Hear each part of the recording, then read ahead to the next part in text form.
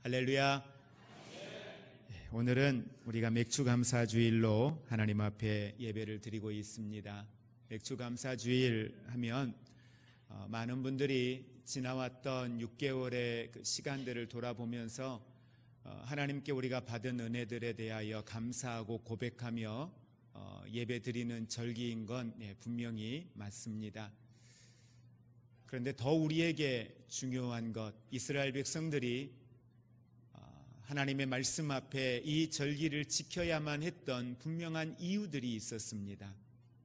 그건 외적으로 드러나는 어떤 도우심과 채워주시는 하나님의 은혜, 이러한 외적으로 드러나는 것들뿐만 아니라 그들의 여호와를 향하여 하는 예배는, 그들이 드리는 감사는 전적인 하나님의 은혜였고 구원이었고 십자가였다라고 하는 사실을 기억하시기를 주님의 이름으로 축복을 드립니다.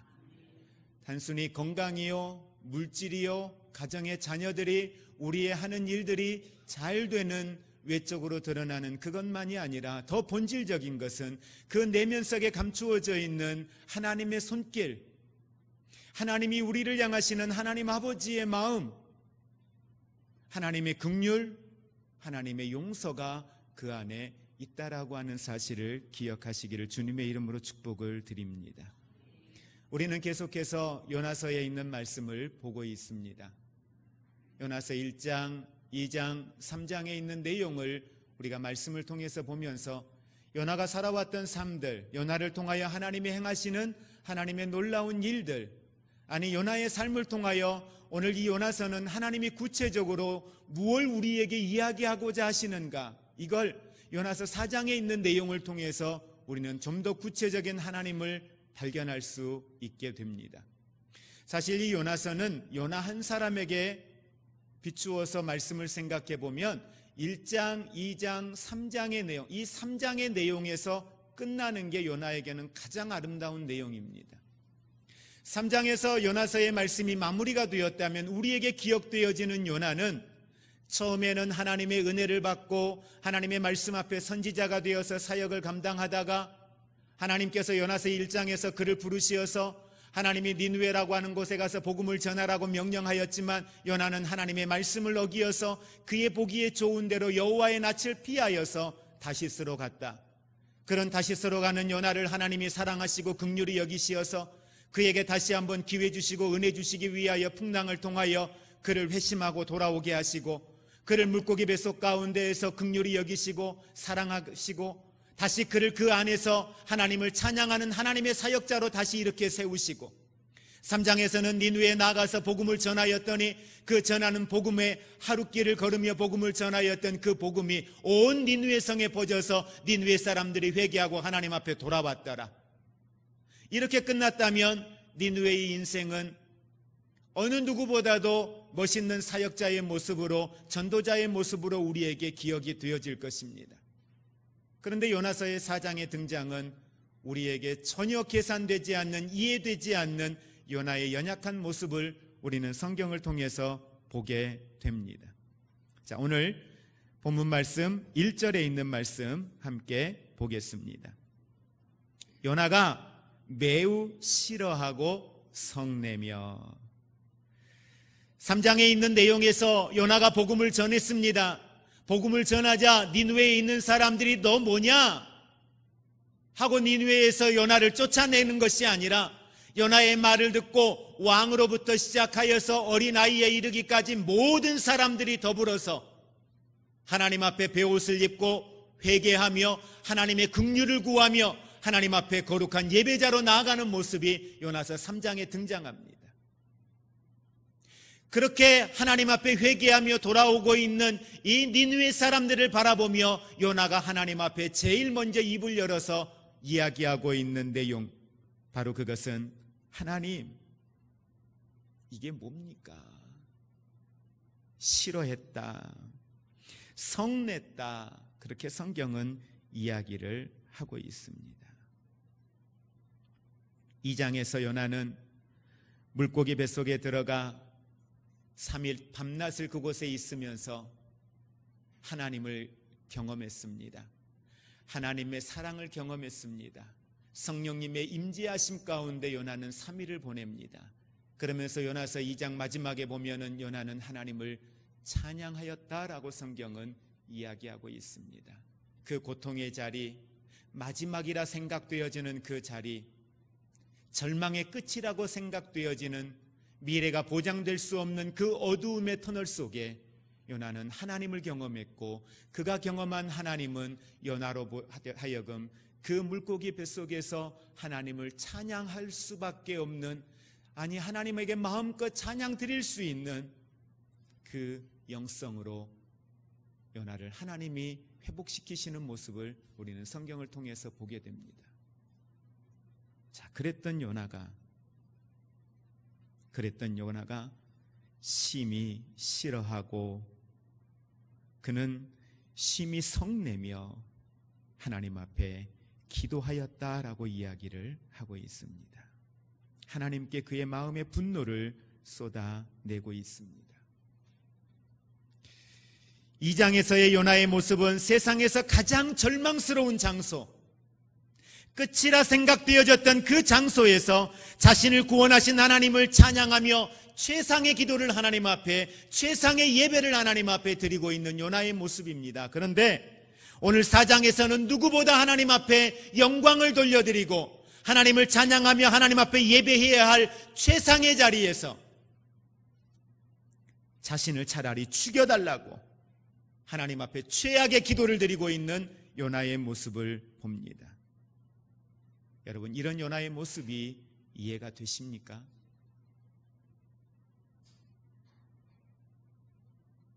사장에 등장하는 이 형편없는 모습을 보면 2장과 3장에서 요나가 보여주었던 위대한 기도와 위대한 설교와 위대한 사역, 도대체 이게 무엇이었는가? 그 진정성에 대하여 우리는 의심해 보기도 합니다. 그래서 많은 사람들은 요나서 4장에 나타난 이 말씀을 가지고 신학자들이, 설교하시는 분들이 대단히 다양한 접근들을 하며 이 말씀에 대하여 우리는 수없이 설교의 말씀들을 들어왔습니다. 오늘 우리는 이 요나서 4장에 등장하고 있는 이 말씀을 보면서 무엇을 우리는 생각을 해야 할까요? 하나님은 도대체 이 기록되지 않았으면 좋았을 법한 요나서 4장을 기록하여서 후대에 오늘 이 시대를 사는 우리들에게 무엇을 도대체 하나님은 말씀하고자 하시는 걸까요? 요나서 4장에 등장하고 있는 진정한 의미를 우리는 오늘 말씀을 통해서 다시 한번 여쭙고 그것을 우리는 깨닫고 하나님의 진정한 말씀의 의미를 우리는 회복할 수 있기를 주님의 이름으로 축복을 드립니다. 많은 사람들은 한 사람을 평가할 때에 그가 이룩한 위대한 일과 위대한 사역, 그리고 위대한 열매들, 그가 경험했던 위대한 경험들을 이야기합니다. 세상은 이렇게 인생을 살아가면서 그들의 삶 가운데 나타난 긍정적 결과를 가지고 한 사람을 평가합니다. 그리고 성공했다, 그러지 못했다라고, 잘 살았다, 잘 살지 못했다라고 사람들은 평가를 합니다. 그런데 그것이 세상뿐만 아니라 교회도 별 다르지 않은 것 같습니다.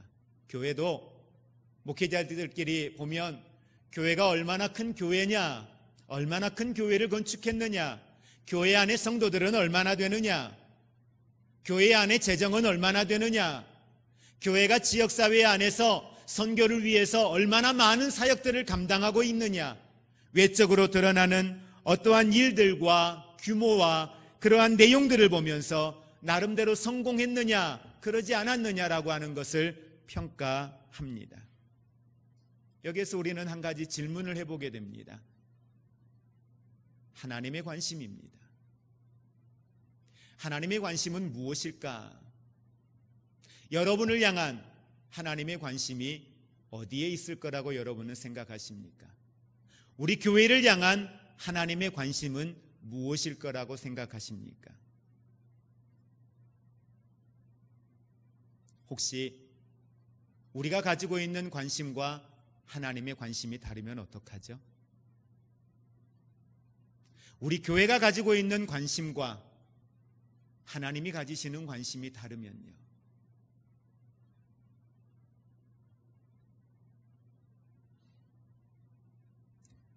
하나님은 요나의 겉모습이 아니라 오늘 하나님은 요나의 깊은 내면에 관심을 가지시고 요나를 만지고 계시는 모습을 우리는 말씀을 통해서 보게 됩니다.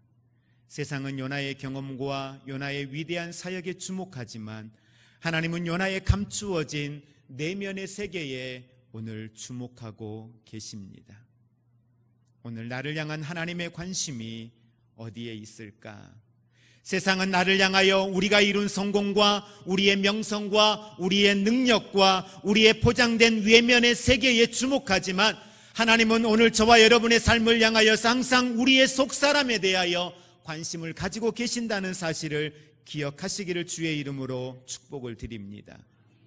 하나님은 우리의 삶의 동기가 변화되기를 원합니다. 우리의 인격이 변화되기를 원합니다. 그래서 더 주님을 닮아가는 사람이 되기를 원하고 계십니다.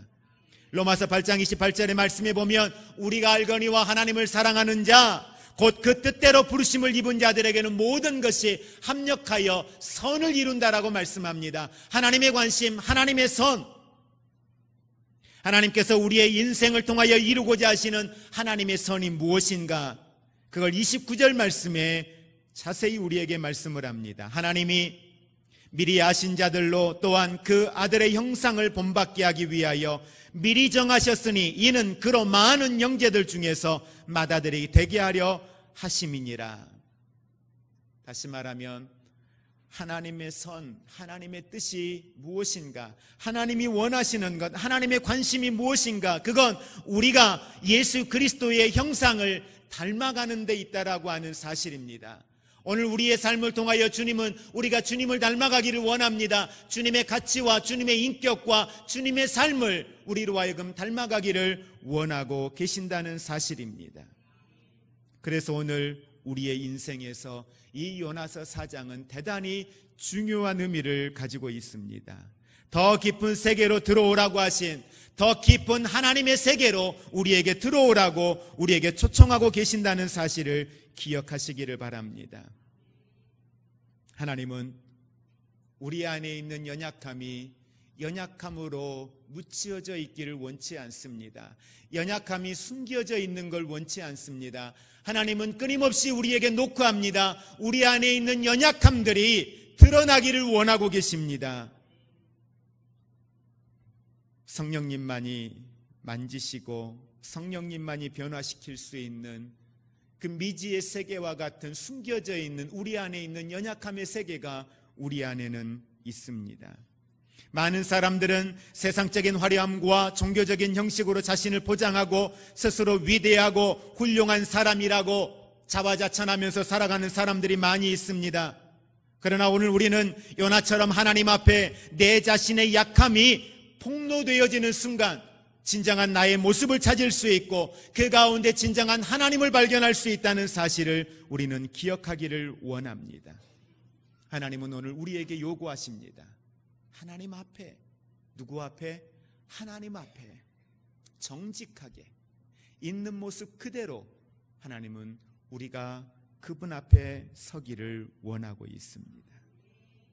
자, 우리는 하나님 앞에 이 정직한 모습으로 서기를 원하시는데, 자, 그 모습으로 우리가 서기 위해서 보아야 될 중요한 하나의 내용이 있습니다. 바로 그건 요나서 4장과 요나서 1장의 내용의 차이예요.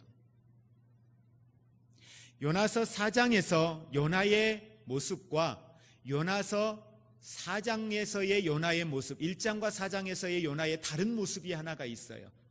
똑같은 건 요나는 하나님의 말씀을 거역해요. 요나는 하나님의 말씀을, 하나님의 뜻을 받아들이지 않았어요. 근데 1장에 드러난 요나의 모습, 우리 한번 성경에서 먼저 보도록 하겠습니다. 자, 요나서 1장 한번 보시기 바랍니다. 자, 잘 한번 보세요. 요나서 1장에 보면 아미떼의 아들 요나에게 여호와의 말씀이 어땠다? 임하였다라고 이야기하고 있어요. 자, 하나님의 말씀이 요나에게 임하였을 때에 요나가 어떤 반응을 보이는가? 2절 말씀 함께 3절 말씀 함께 보겠습니다. 그러나 요나가 여호와의 얼굴을 피하려고 일어나 다시스로 도망하려 하여 욥바로 내려갔더니, 여기까지 보겠습니다. 하나님의 말씀이 요나에게 임하였어요. 그 말씀의 내용은 이렇습니다. 니느웨로 가라는 거예요. 니느웨로 가서 하나님의 말씀을 전하라는 거였습니다. 이거에 대한 요나의 반응은 오늘 3절, 그러나 요나가 누구를 피하여? 여호와의 얼굴을 피하여 다시스로 갔다 그랬어요. 자, 4장 1절 한번 보겠습니다. 3장에서 요나로 인하여서 니느웨가 회개하고 하나님 앞에 돌아옵니다. 돌아오는 모습을 본 요나, 하나님의 행하신 일이 마음에 들지 않습니다. 4장 1절 같이 읽습니다. 시작. 요나가 매우 싫어하고 성내며 2절 여호와께 기도하여 이르되 여호와여 내가 고국에 있을 때에 이러하겠다고 말씀하지 아니하였나이까? 여기까지 보겠습니다. 1장과 4장의 차이가 뭔가요? 찾으셨어요? 1장과 4장의 차이. 1장에서 여호와의 말씀이 요나에게 임하였는데 그 말씀이 요나의 마음에 들지 않아요. 요나의 생각과는 달라요. 그래서 여호와의 낯을 피하여 얼굴을 피하여 다시스로 욥바로 내려가서 다시스로 갔다 그랬어요. 근데 4장에도 3장에 있는 내용, 하나님이 하신 일이 마음에 들지 않아요. 자기의 생각과 달라요. 그런데 4장 1절 2절에 있는 내용은 요나가 어떤 모습을 보여요? 요나가 매우 싫어하고 성내며 여호와께 뭐하였다? 기도하였다라고 이야기하고 있습니다. 바로 그겁니다. 4장에서 요나는 자신 안에 일어나는 분노나 혼란스러운 그 마음들, 그걸 가슴에 안고 피하지 않았습니다. 도망가지 않았습니다. 불편한 마음, 이해되지 않는 그 마음, 분노의 마음, 힘든 그 마음들을 가지고 어디로 나아갔다고 했습니까? 여호와께 나아가서 뭐 했어요? 기도했다. 그렇게 성경은 이야기하고 있습니다. 여러분, 우리가 지금 어떤 모습으로 서 있든지 변화의 출발은 있는 모습 그대로 주님의 임재 안으로 들어가는 것입니다. 주님께 여러분을 다루실 수 있도록 그분에게 온전히 우리 자신을 내어 드리는 일입니다. 그렇다면 오늘 하나님께서 요나의 내면 안에서 다루기를 원하시는 것이 무엇이었을까요? 우리는 요나의 분노하는 이유를 먼저 보기를 원합니다. 왜 요나는 화를 내고 있나요? 요나가 화내는 이유가 2절에 기록되어져 있습니다. 같이 합독합니다. 여호와께 기도하여 이르되 여호와여 내가 고국에 있을 때에 이러하겠다고 말씀하지 아니하였나이까? 이러므로 내가 빨리 다시스로 도망하였사오니 주께서는 은혜로우시며 자비로우시며 노하기를 더디하시며 인애가 크시사 뜻을 돌이켜 재앙을 내리지 아니하시는 하나님이신 줄을 내가 알았음이니이다. 아멘. 오늘 4장 2절 말씀에 요나가 왜 여호와의 낯을 피하여 다시스로 도망하였는지에 대한 내용을 요나는 여기에서 설명을 하고 있습니다. 하나님, 내가 지난번에 다시스로 도망가려고 할 때 하나님께 말씀드렸지요. 내가 왜 니느웨를 가지 아니하고 다시스로 가려고 했는지 그 이유를 요나가 오늘 2절에서 이야기하는 거예요. 다시 말하면 요나가 지금 화를 내고 있는 이유는 하나예요. 하나님의 은혜 때문이에요. 어디를 향한? 니느웨를 향한 하나님의 은혜 때문에, 하나님의 긍휼 때문에, 하나님의 자비 때문에, 그들을 향한 분노를 거두신 것 때문에 요나가 지금 화가 난 거예요.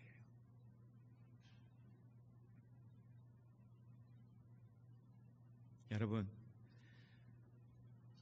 요나의 이 모습이 어떠세요? 이해가 되세요? 자기가 가서 은혜 받고 물고기 뱃속에서 하나님이 나를 구원하셔서 그 은혜가 너무 고맙고 감사한 거예요. 그래서 잃어버렸던 사명을 다시 회복하고 하나님이 니느웨로 나를 보내시니 니느웨로 가서 말씀을 전해요.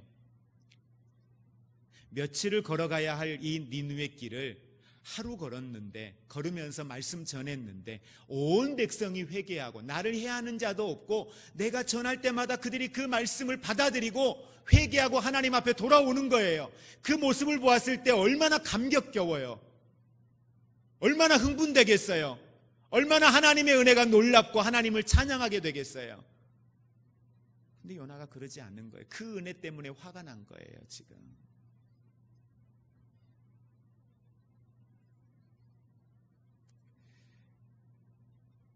여러분, 이해되지 않는 요나의 이 모습이 오늘 우리는 이 말씀 앞에 우리의 모습을 우리는 한번 비추어 볼 수 있기를 원합니다. 요나는 분명히 하나님에 대한 정확한 신학적 지식과 하나님이 어떤 분인지에 대하여 정확히 아는 사람이었습니다. 오늘 말씀의 2절에 있는 것처럼 하나님은 어떤 분이라고요? 은혜의 하나님, 자비로우신 하나님, 노하기를 더디하시는 하나님, 인애가 크시사 뜻을 돌이켜 재앙을 내리지 아니하시는 하나님, 누구보다 잘 아는 요나였습니다. 열왕기하에 등장하는 요나의 모습은 패역한 여로보암 2세와 이스라엘 백성들을 향하여서 하나님의 진노를 거두시고 다시 그들을 향하여서 긍휼과 은혜를 베푸시고, 오늘 요나가 하나님의 말씀을 선포하였을 때에 선포한 하나님의 말씀을 듣고 그들이 하나님의 은혜 안에 돌아오는 그 모습을 보면서 하나님을 찬양하고 하나님을 예배했던, 하나님의 사랑, 하나님의 긍휼, 하나님의 은혜, 하나님의 자비를 경험했던 요나였습니다. 아니, 이스라엘 백성들뿐만 아니라 과거가 아닌 조금 전 바로 무엇보다 요나는 불순종으로 인하여서 자신이 죽음을 당할 수밖에 없는 상황 속에 물고기 뱃속에서 자신을 구원하시고 다시 그 가운데서 위대한 선지자로 세우시는 하나님의 은혜를 경험했습니다. 자신의 조국과 자신을 향하여 베풀어 주신 하나님의 용서와 은혜에 감격했던 요나가 동일한 용서와 은혜가 니느웨 백성들에게 흘러가는 것에 대하여 견딜 수가 없었다라고 하는 사실입니다.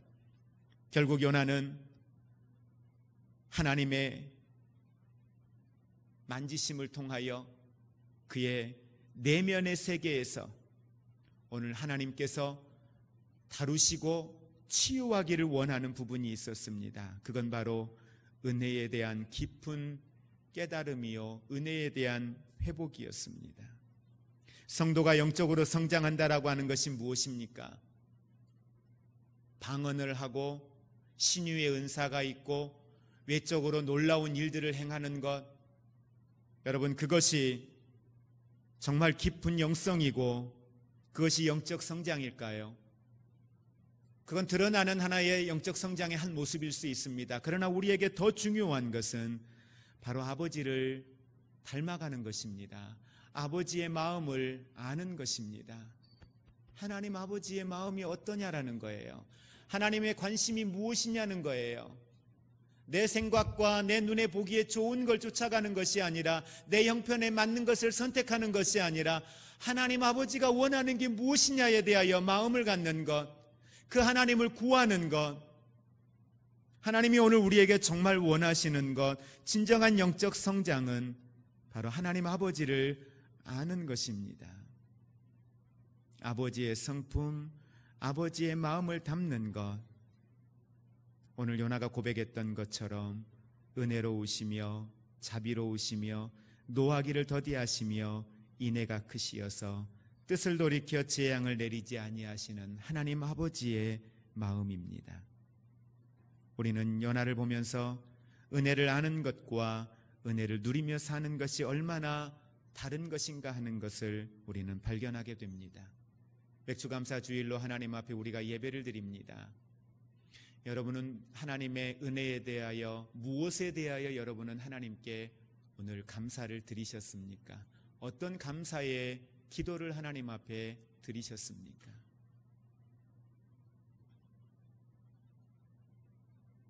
어떤 내용으로, 무엇을 가지고 하나님 앞에 감사를 고백하셨습니까?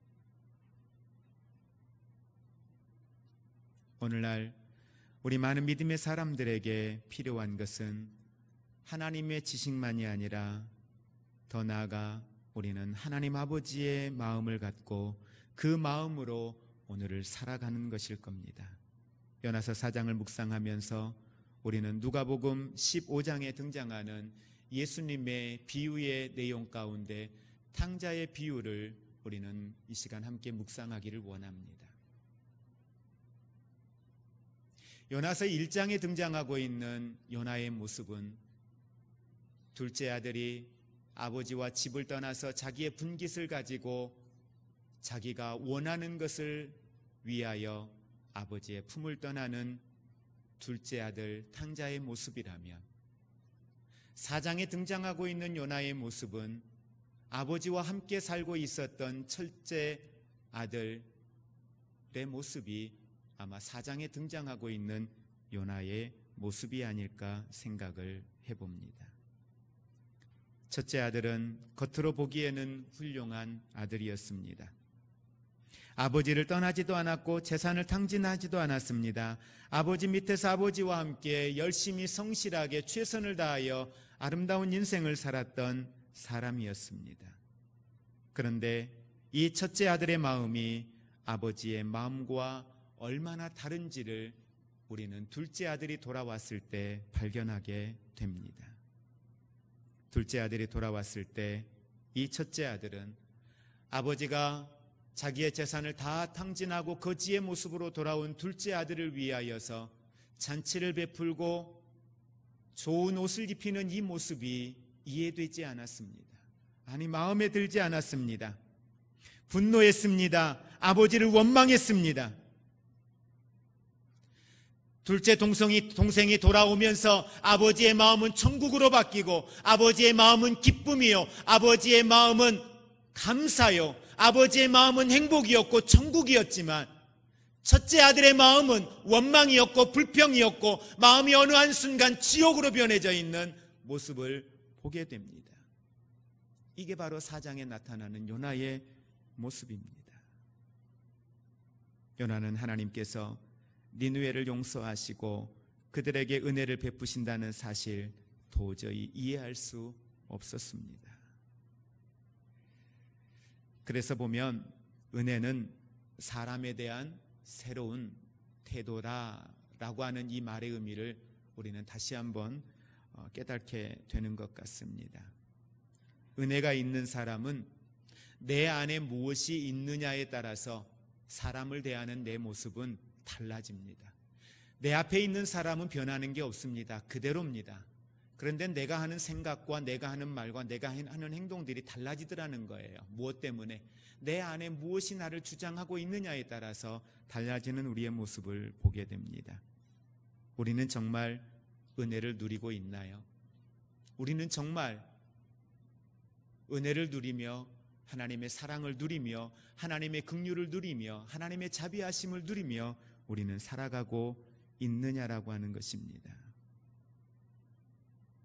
오늘 우리가 정말 하나님의 사랑을 알고 그 은혜를 누리며 살고 있느냐라고 하는 것, 우리가 그것을 알 수 있는 방법은 오늘 우리의 생각에 저 사람은 안 돼, 저 사람은 구제불능이야 하면서 우리 스스로가 누군가를 향하여서 한계를 짓고 누군가를 향하여서 정죄하며 누군가를 향하여서 우리 스스로 판단하고 있는 사람이 있다면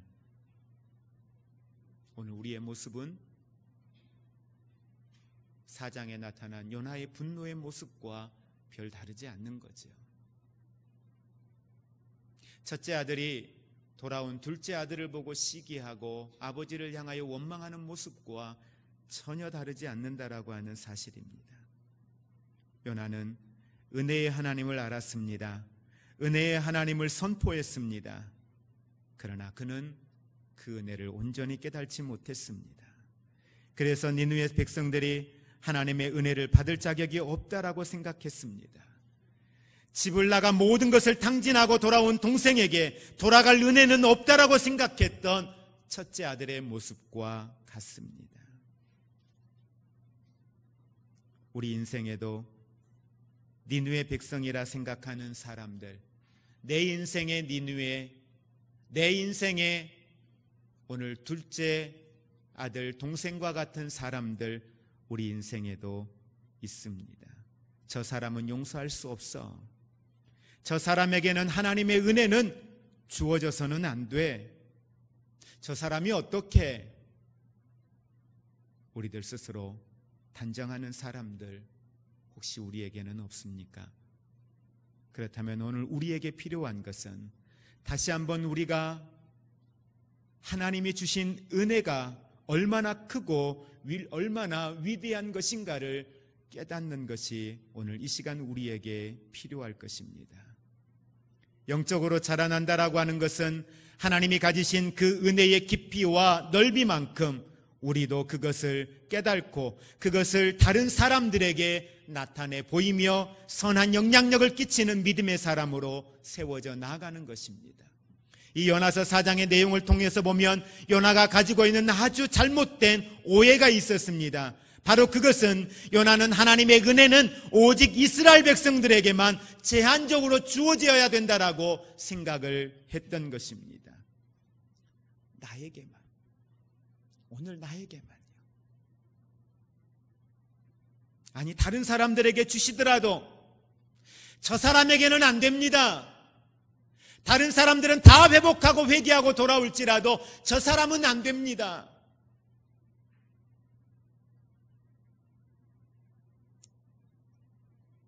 자신의 동족을 죽였습니다. 그들의 민족을 파괴했습니다. 내 형제를 죽였습니다.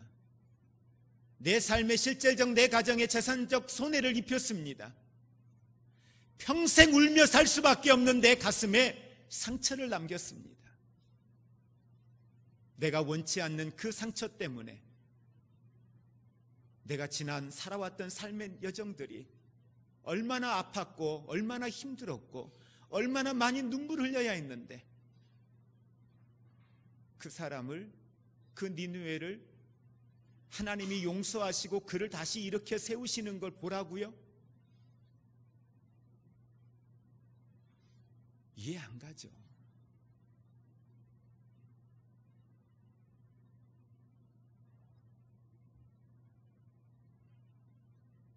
오늘날 많은 사람들이 깨어진 인간관계, 용서하지 못하는 마음들, 상처단 마음에서 생겨난 쓴뿌리 때문에 오늘 하나님의 은혜를 온전히 경험하지 못하고 있다는 사실을 우리는 기억해야 할 것입니다.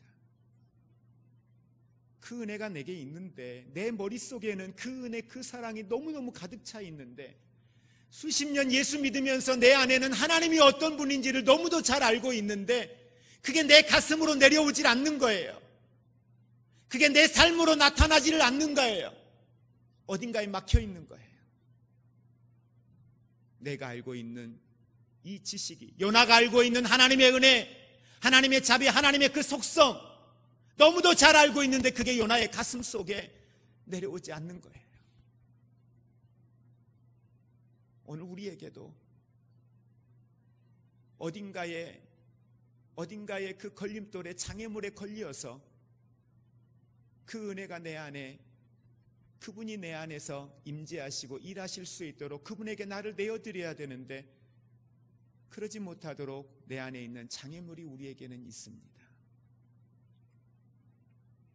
그걸 심리학에서 우리가 이야기할 때는 보통 상처라 그렇게 이야기를 합니다. 쓴뿌리라, 성경에서는 쓴뿌리라 그렇게 이야기를 합니다. 오늘 요나에게는 민족적 쓴뿌리가 있었습니다. 오늘 여러분에게는 어떤 상처가, 어떤 쓴뿌리가, 어떤 장애물이 여러분으로 하여금 니느웨를 축복하지 못하게 만듭니까? 둘째 아들이 돌아왔는데 기뻐하지 못하고 축복하지 못하고 아버지와 함께 그 천국을 누리지 못하게 만듭니까?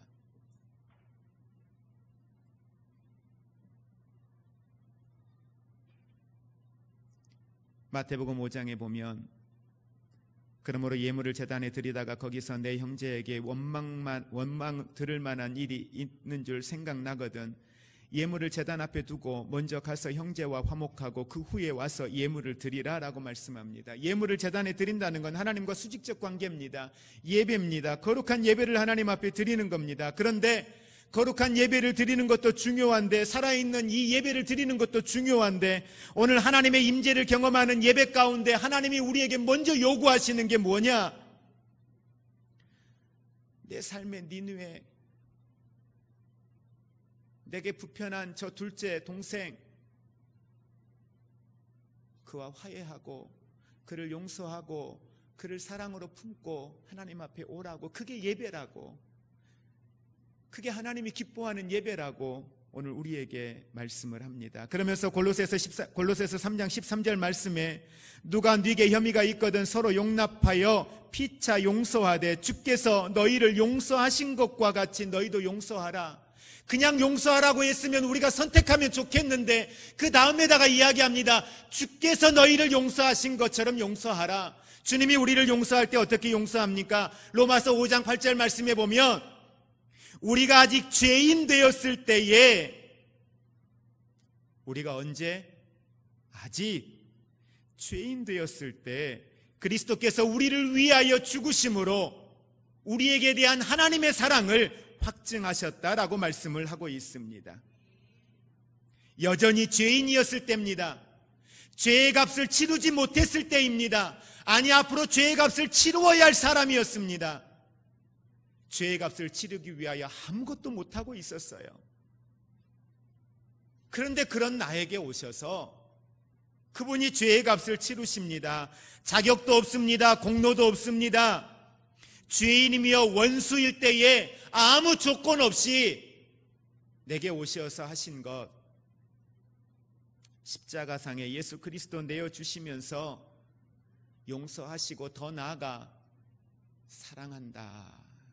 요한복음 3장 16절, 하나님이 세상을 이처럼 사랑하사, 독생자를 주신 이유가 저를, 여러분을 하나님이 사랑하셔서라고 말씀합니다. 오늘 로마서 5장 8절에서 우리에게 이야기하고 있는 것처럼 이것이 하나님이 우리를 향한 사랑의 확증이라고 이야기를 하고 있습니다. 이것이 우리가 받은 은혜입니다. 우리가 맥주 감사절을 보내면서 우리가 하나님께 감사드릴 수 있는 게 뭔가요? 이스라엘 백성들에게 하나님이 원하셨던 진정한 감사의 예배가 뭔가요? 그들을 지키신 것? 그들을 도우신 것? 아니요. 궁극적인 건 하나님의 은혜예요.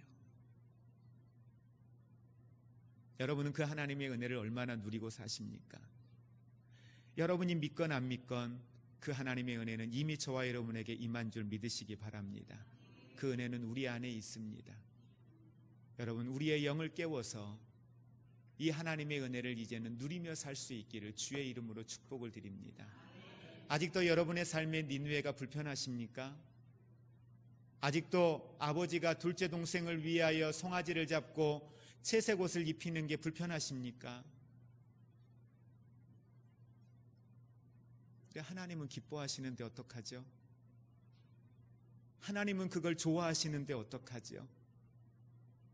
요나가 이야기한 것처럼 하나님 하실 거죠?